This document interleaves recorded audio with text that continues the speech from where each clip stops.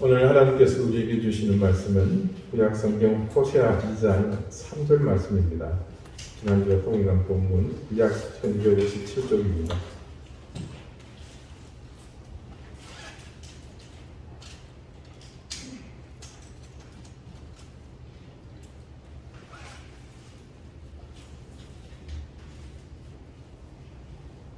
호세아 2장 3절 말씀은 우리 앉으신 채로 한 목소리로 함께 읽겠습니다. 시작.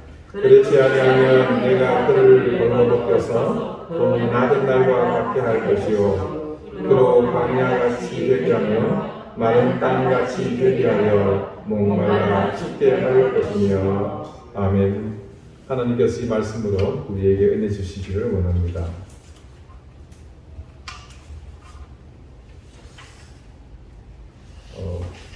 이스라엘의 지도자였던 모세는 태어나면서 버려졌습니다. 엄밀히 말하면 버려져서 그 덕에 왕궁에 입양이 된 셈입니다. 그런 기구한 운명을 모세가 겪게 된 데는 이유가 있었습니다. 모세의 조상인 요셉은 과거 애굽의 민족적 영웅이었습니다. 아마 요셉의 기지가 없었다면 지금의 애굽이 세계의 강대국으로 그 자리를 보존하기 어려웠을 수도 있습니다. 하지만 옛말에 원수는 돌에 새기고 은혜는 물에 새긴다는 말과 같이 이 민족은 세월이 흐르면서 자신들을 구원해 주었던 요셉의 존재를 점차 잊어버리고 맙니다. 거기에 더해 직접 은혜를 입었던 요셉 당시의 바로, 즉 왕의 후손이 이제는 더 이상 이 나라의 왕가가 아닙니다. 요셉의 사후 언제인지 정확하지는 않지만 전혀 다른 왕조가 이 땅에 세워지게 된 것입니다. 그러니 이전 왕조에 기여했던 요셉의 치적은 의미를 상실합니다. 몇 주 전 말씀드린 것처럼 고려 왕조에 공헌한 사람이 조선 왕조가 들어서면서 눈에 가시였으면 가시지 어떤 도움도 되지 못하는 것과 같은 이치입니다. 거기다가 번식이 왕성해서 큰 무리를 이루고 있으니 새로운 정권에 자칫 큰 위협이 될 수도 있다고 말씀드렸습니다. 그때 이 같은 위협에 대해서 바로 왕이 특단의 조치를 내린 것은 이스라엘 민족에게 고역을 감당하게 하는 탄압과 더불어서 그것이 여의치 않게 되자 남자아이가 태어나면 곧 죽이도록, 그래서 더 이상 남자의 숫자가 불어나는 것을 막는 정책을 펼칩니다. 모세는 바로 그런 암울한 시대에 세상의 빛을 보게 되었습니다. 다행히도 당시 히브리 산파들의 지혜로 어린 생명들이 목숨을 잃는 일은 비교적 적었지만 그래도 그 히브리인들 이스라엘 민족의 가정에 사내 아이가 태어나는 것은 그 가정에 큰 불행이 될 수도 있었습니다. 아무튼 그런 시대의 레위인의 집에 이 모세가 태어났습니다.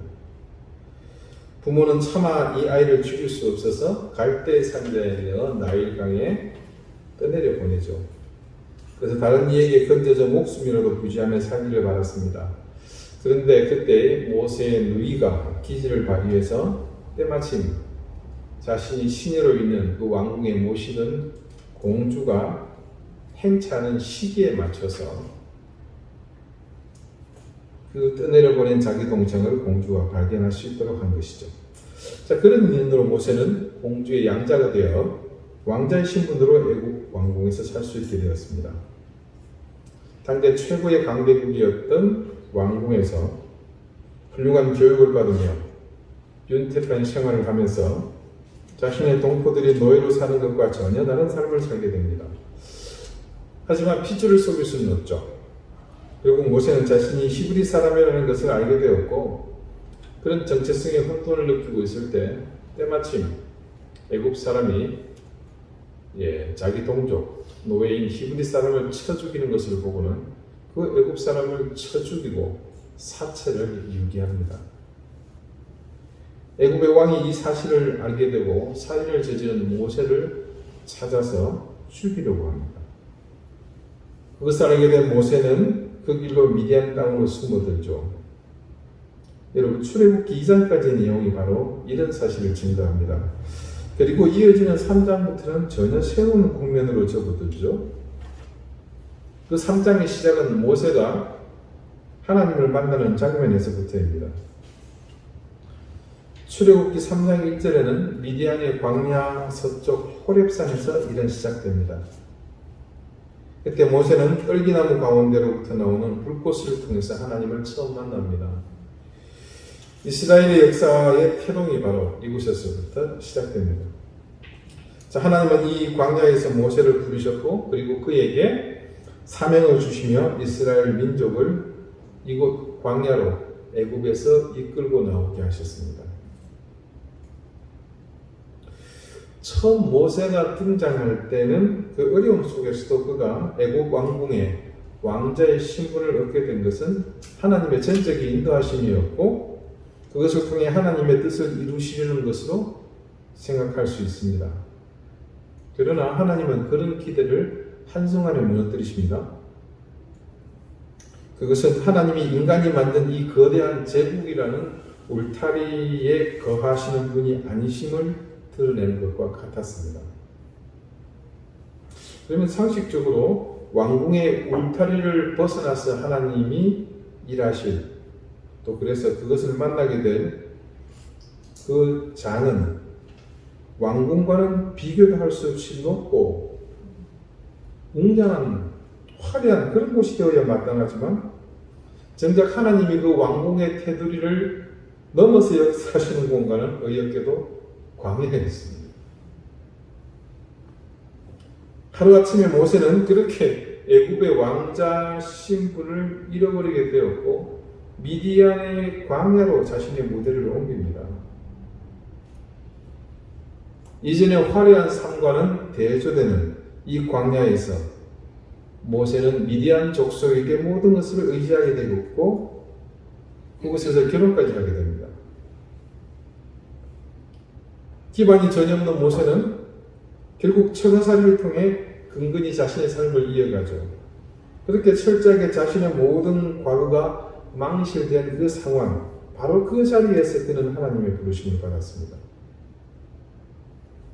미디안 광야의 한켠 호렙산에서 하나님을 만나게 되므로 그는 이스라엘이 단지 노예로 한 나라의 부역을 담당하다가 사라져갈 운명을 깨트려버릴 지도자로 세워지고 그의 인도로 이스라엘이라는 명실상부한 민족의 이름을 갖게 되는 시작점이 됩니다.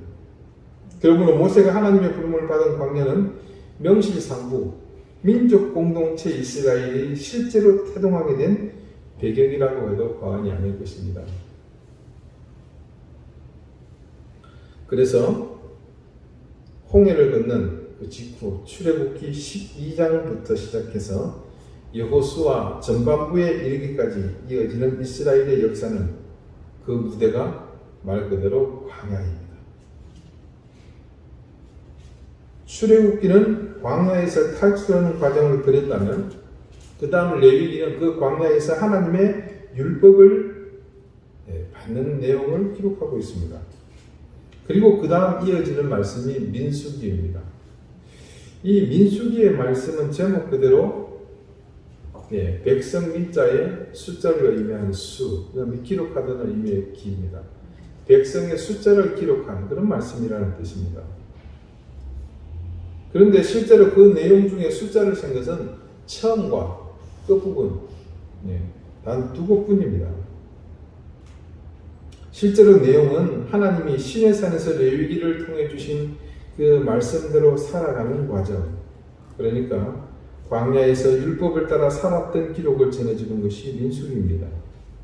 자, 그것을 뒷받침해주는 중요한 증거가 있습니다. 이 민수기 제목이 히브리어 원문 성경에는 뭐라고 되어 있느냐면요, 미드바르라고 붙인 것 같습니다. 이걸 우리말로 번역하면 미드바르는 광야입니다. 바가 붙음으로써 광야에서라는 그런 말로 풀이가 됩니다. 그래서 민수기는 백성의 숫자를 세웠다는 의미보다는 이 광야에서라는 이 책의 제목이 보여주듯이 광야에서 뭘 했다는 겁니까? 결국 살았다는 겁니다. 광야에서 살아간 그 여정을 기록해 놓은 겁니다. 조금 전 말씀드린 것처럼 그곳 광야는 비록 그들이 애굽에서 탈출해 온 곳이지만 원래 그들의 뿌리입니다. 그곳에서 자신들이 누구인지 깨닫게 되었고, 그리고 그들이 깨달은 자신이 하나님과 어떤 관계인지를 확고히 인식하게 됩니다. 그러므로 모든 것의 첫 단추는 그들에게는 적어도 이 광야인 셈입니다.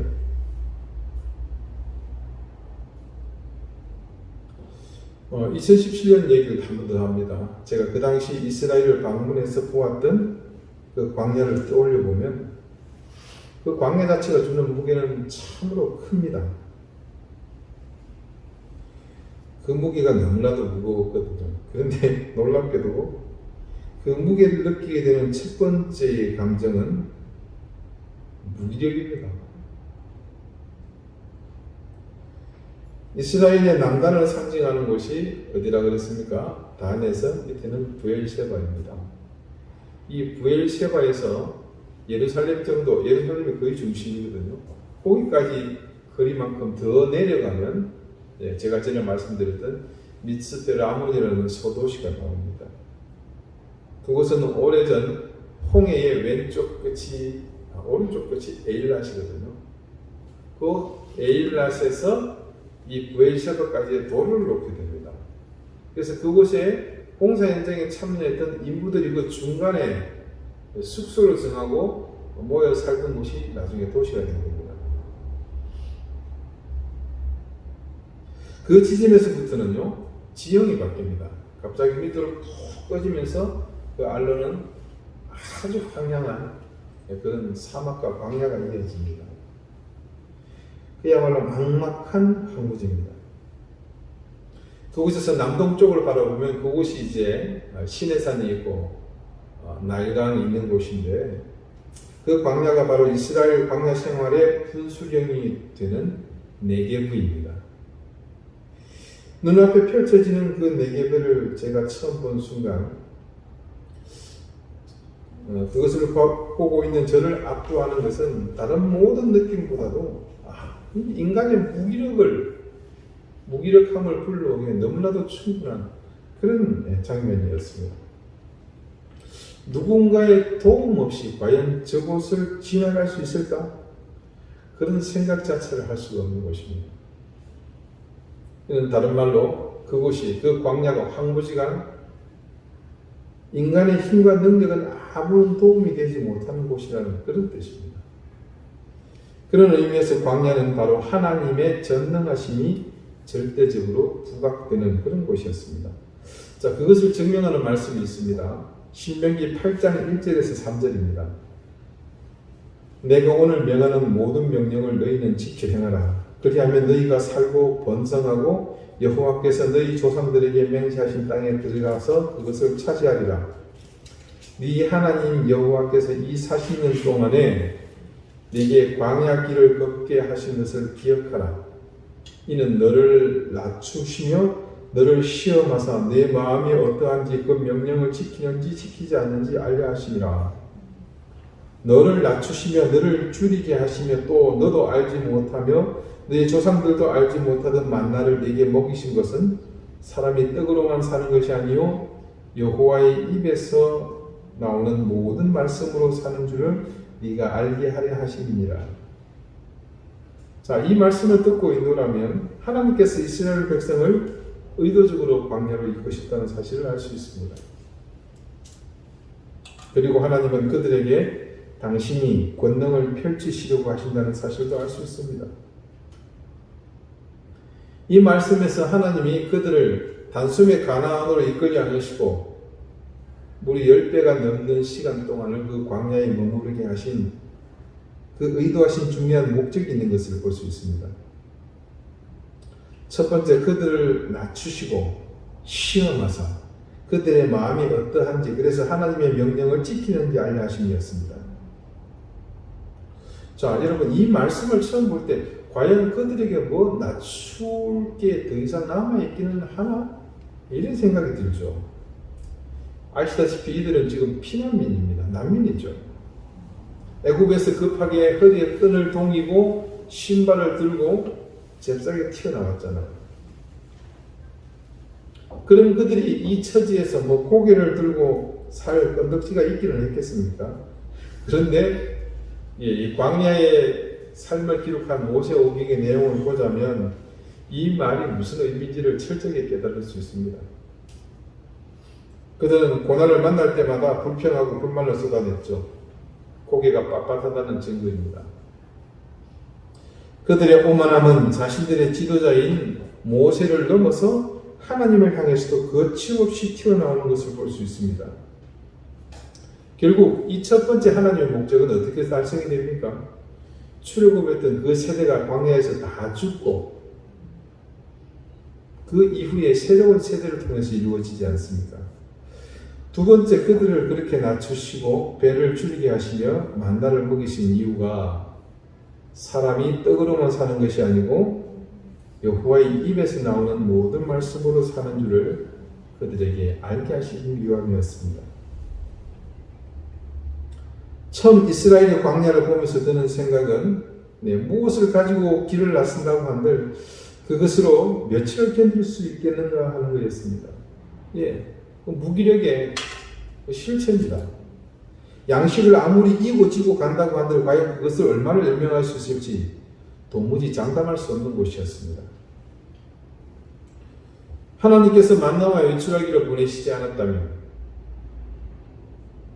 바위를 쳐서 물이 솟아나게 하지 않으셨다면 그들이 광야에서 생존이나 했겠는가 하는 그런 의문이 들지 않을 수 없습니다.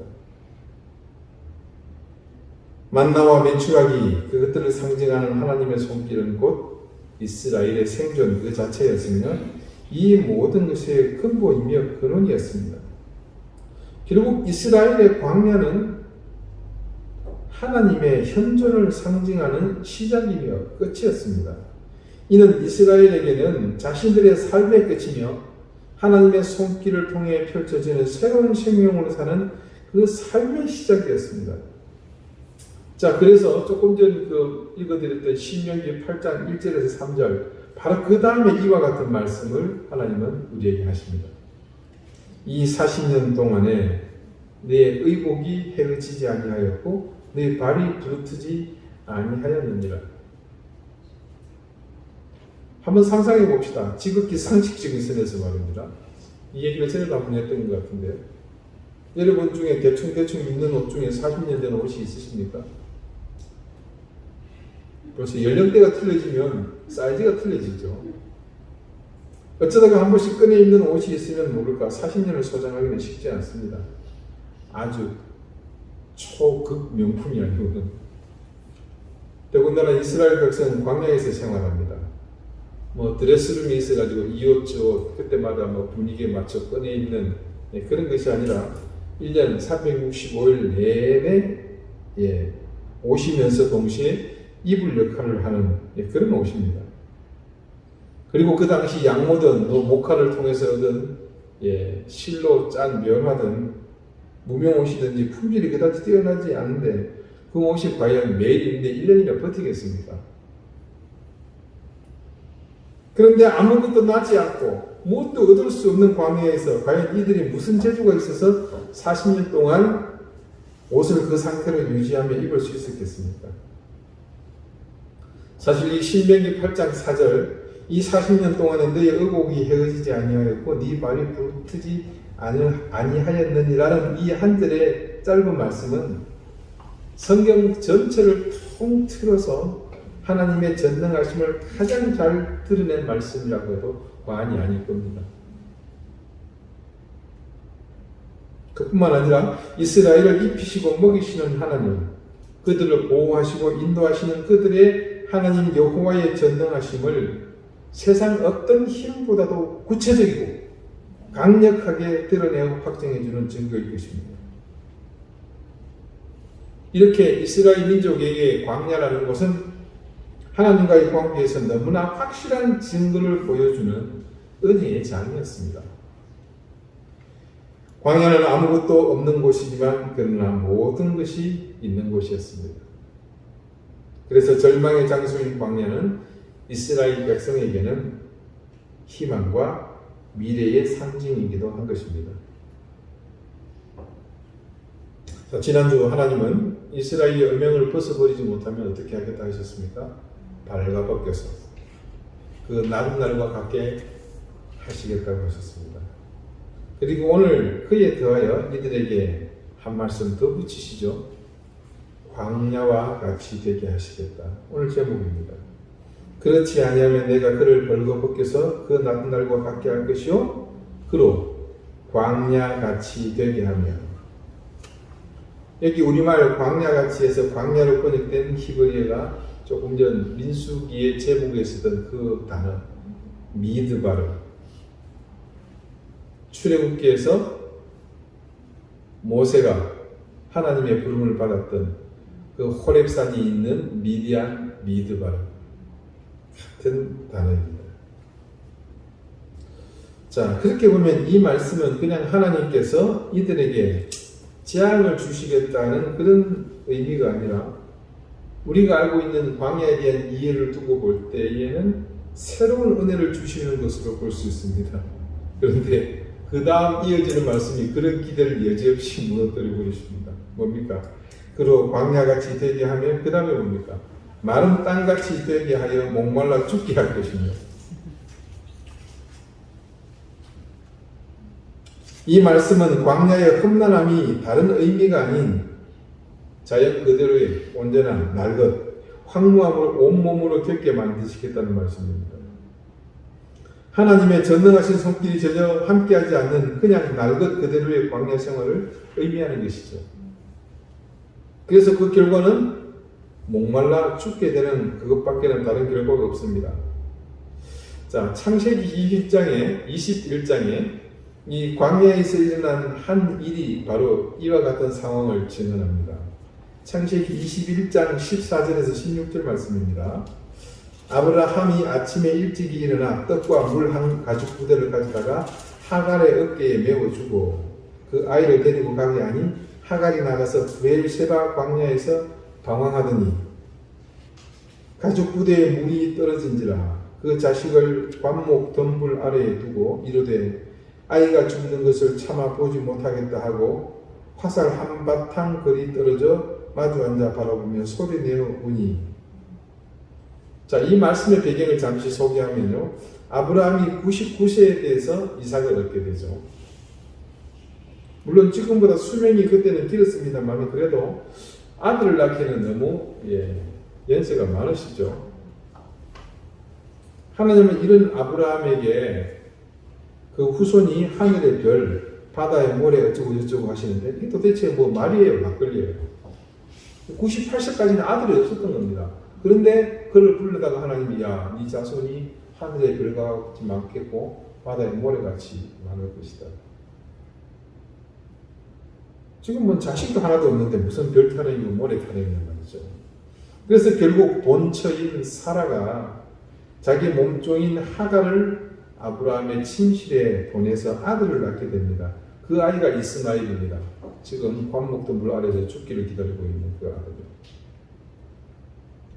자, 그렇게 이스마엘이 태어났는데 근데 오래지 않아서 결국 아브라함이 아이를 낳을 수 없게 된 사라를 통해서 폐경됐다고 그러죠.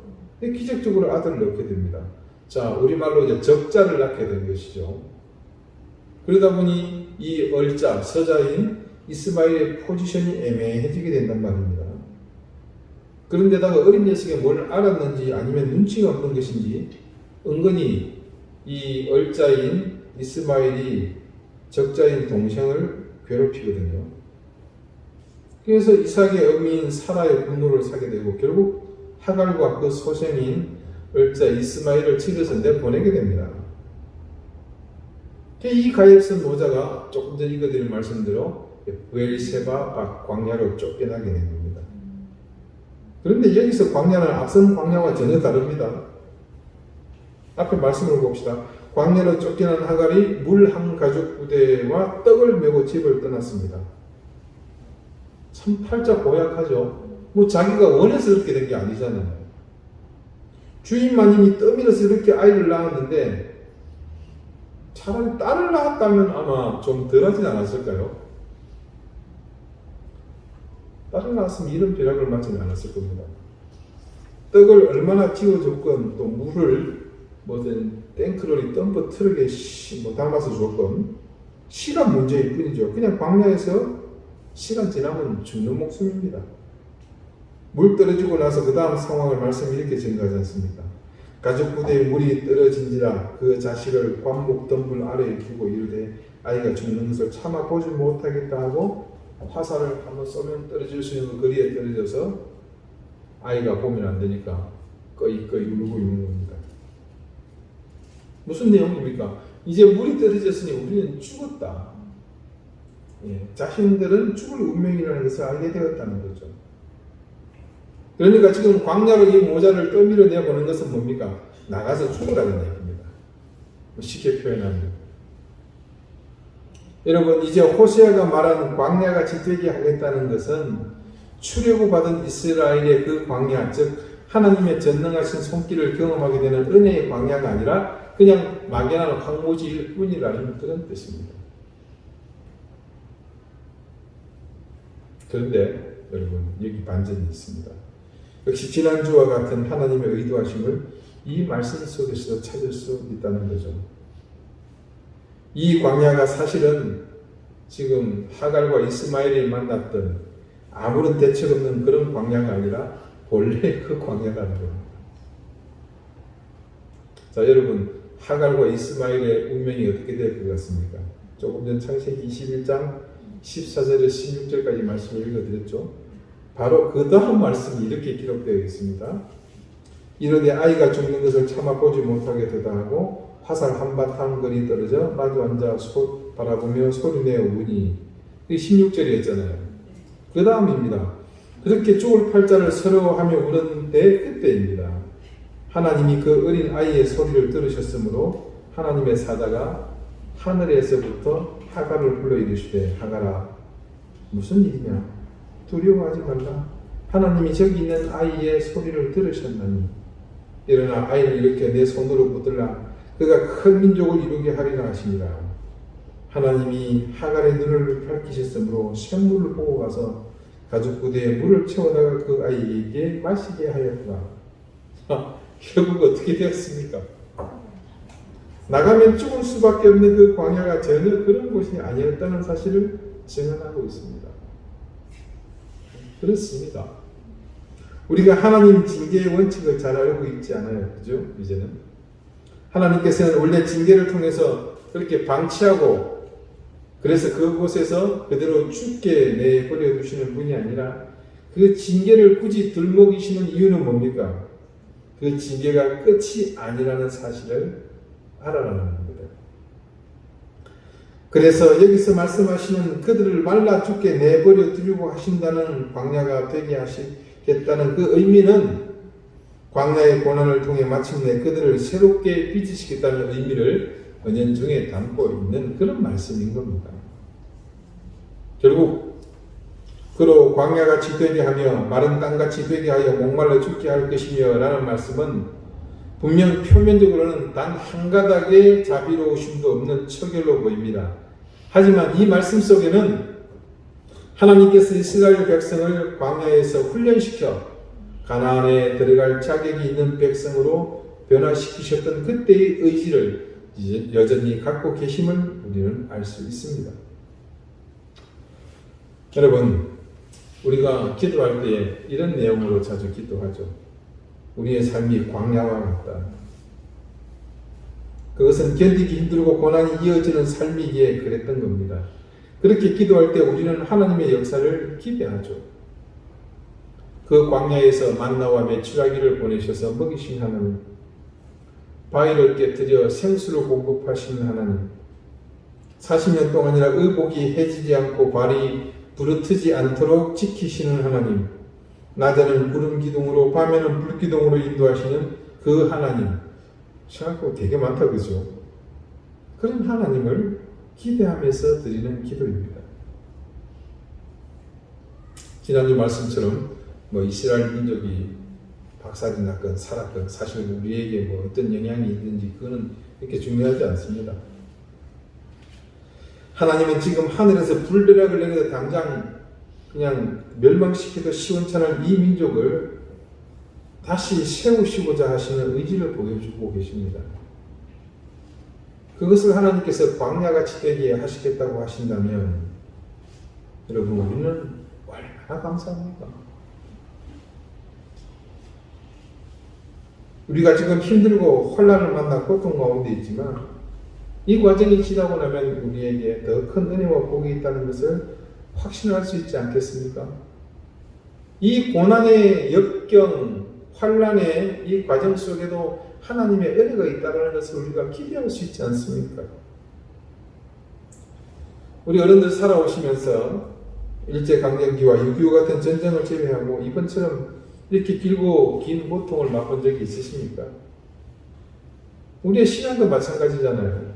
이제껏 살면서 교회가 더군다나 개개인의 신앙이 행정적인 제한을 받았던 적이 있었습니까? 그래서 이 모든 과정이 이 시대 하나님의 자녀들에게 특별히 하나님이 경험하게 하시는 광야의 은혜라고 저는 감히 말씀드립니다. 그러므로 이제 우리에게 필요한 것은 무엇이겠습니까? 이 광야 생활을 어떻게 슬기롭게 지나갈 것인가? 슬기로운 광야 생활이 필요합니다. 더군다나 그 삶은 세상의 가치와 법을 따르는 시간이 아니라 세상의 그 어떤 힘과 능력도 아무런 힘을 미치지 못하는 광야이기에 우리는 더욱 믿음의 삶을 통해 그 길에 참여해야 할 줄 압니다. 광야에서의 슬기로운 생활, 그 원칙은 딱 하나입니다. 그것은 눈을 들어 하늘을 바라보는 것입니다. 우리 주님께서도 광야에서 금식하면서 마귀의 유혹을 어떻게 이겨냈었습니까? 하나님의 말씀을 바라보는 그것을 하지 않았습니까? 세상의 다른 어떤 인생도 맛보지 못하는 은혜를 이제는 우리가 하나님의 말씀을 의지함으로 누릴 수 있는 기회를 얻었기 때문에 우리는 오로지 한 가지 하늘을 바라보는 겁니다. 광야길을 가는 동안 이스라엘에게 하나님은 모든 것을 공급해 주셨습니다. 그거는 여러분 상식에서 벗어난 길들이었습니다. 다른 말로 기적들이었죠. 그 광야길에서 다른 데 눈을 돌리지 않고 끝까지 하나님만을 바라보았던 단 두 사람, 여호수아와 갈렙만이 새로운 세대와 함께 그들이 모두 광야에서 죽어야 했던 그 길에서 건진받아 마침내 가나안의 영광을 목도하지 않았습니까? 광야의 길을 가는 우리가 하늘을 바라보기만 하면 우리에게는 가나안의 영광이 기다립니다. 그러므로 지금 우리가 가는 이 길은 고난의 길이며 고통의 시간이지만 하나님만을 의지하고 바라보면 도리어 우리에게는 가나안의 영광이 주어집니다. 그러므로 여러분, 세상이 모두 위축된 이 상황에서 무엇보다도 우리의 믿음이 흔들리지 않도록 우리의 중심을 말씀 위에 바로 두고 하나님만을 철저히 신뢰하며 함께 나가십시다. 우리가 흔들림 없이 그것, 하나님만을 철저히 의리하며 바라보는 그것을 지켜나간다면 이 길의 끝에 펼쳐질 가나안의 영광을 우리는 함께 바라보게 될 것입니다. 기도드리시겠습니다. 하나님, 우리의 인생의 광야를 주심을 감사합니다. 아브라함의 자손을 택하셔서 그들을 광야의 삶을 통해 굳건히 세우셨듯이 오늘도 끊임없이 하나님의 자녀들을 구속하셔서 은혜의 광야로 이끄심을 감사드립니다. 코로나로 인해 모두가 위축된 이 상황이 우리에게는 그저 훈련과 연단을 통해 더욱 성숙하게 우리를 만드시는 은혜의 광야임을 깨닫고 정직한 믿음, 올바른 신앙을 통해 하늘을 바라보는 삶을 살게 해 주십시오. 실망하거나 좌절하여 하나님의 뜻을 굳게 만드는 어리석은 삶을 살지 않게 하시고 하나님의 말씀만을 의지하며 굳건히 나가게 해 주십시오. 예수 그리스도 이름으로 기도드립니다. 아멘.